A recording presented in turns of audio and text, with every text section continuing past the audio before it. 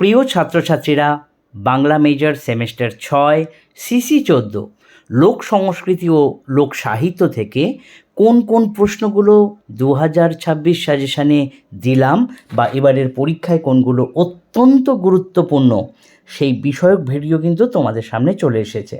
তোমরা ভালো করে দেখে নাও এই প্রশ্নগুলো তোমাদের তৈরি করা আছে কি না। যদি না করা হয়ে থাকে তাহলে অবশ্যই তোমরা তোমাদের স্যার বা ম্যাডামের কাছ থেকে করে নাও।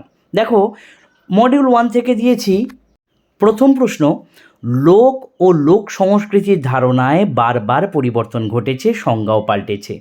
এ বিষয়ে সংক্ষেপে আলোচনা করো। লোক সাহিত্যের সংজ্ঞা দাও। লোক সাহিত্যের সঙ্গে সৃষ্ট সাহিত্যের পার্থক্যগুলি আলোচনা করো, খুব গুরুত্বপূর্ণ। এবং 3 নম্বর দিয়েছি লোক সংস্কৃতির বৈশিষ্ট্যগুলি আলোচনা করো। এখানে কিন্তু লোক সংস্কৃতি কাকে বলে, কি বিষয়, সেইগুলোও কিন্তু আলোচনা তোমাদের করতে হবে। এই মডিউল 1 থেকে পুণ্যিপুকুর, মাঘমঙ্গল এবং সেঁজুতি এই 3টে অবশ্যই করতে হবে। এরপর মডিউল 2 বাংলা লোকনৃত্য 3টি অবশ্যই করে যাবে, ছৌ, রায়বেশে এবং গম্ভীরা। এই 3টে কিন্তু একদম ছেড়ে যাওয়া যাবে না। এই 3টে অবশ্যই তোমরা কিন্তু ভালো করে নোটস তৈরি করে নাও। এরপর দেখো, মডিউল 2 থেকেই ছড়ার একটি সংজ্ঞা দাও, ছড়ার পাঠান্তরের কারণ নির্দেশ করো। ধাঁধার উদ্ভব সংক্রান্ত মতবাদগুলি আলোচনা করো। ছড়া ও ধাঁধার পার্থক্যগুলি লেখো। ছড়ার শ্রেণীবিভাগ করে আলোচনা করো। এই প্রশ্নগুলো দেখে যাচ্ছ। প্রবাদটা থেকে পড়লে কিন্তু অনেকটাই পড়তে হবে। যদি তোমরা কেউ প্রবাদ করো তাহলে অবশ্যই তোমরা প্রবাদ লিখতে পারো। অর্থাৎ কেউ যদি ধাঁধা, ছড়া এবং লোকসঙ্গীত বা লোকনৃত্য এইটা করে তাহলে তাদের প্রবাদ করতে হচ্ছে না। যদি প্রবাদ করো তাহলে উপরের দিকের দুটো থেকে যে কোনো একটা বাদ দিয়ে তোমরা কিন্তু করতে পারো। সবগুলো করে যাওয়ার দরকার নেই, তবে যে কোনো দুটো ভালো করে তোমরা কিন্তু করে যাবে।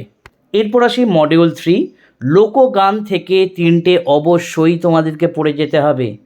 অর্থাৎ বাউল গান, ভাটিয়ালি গান এবং ভাওয়াইয়া গান। এই 3টে গান অবশ্যই তোমরা কিন্তু এর প্রশ্ন উত্তর করে যাও। এরপরে কথা বলতে কি বোঝো, অর্থাৎ লোক কথা বলতে কি বোঝো, কথার প্রকারভেদ করে যে কোনো 2টি ভাগ সম্পর্কে আলোচনা করো।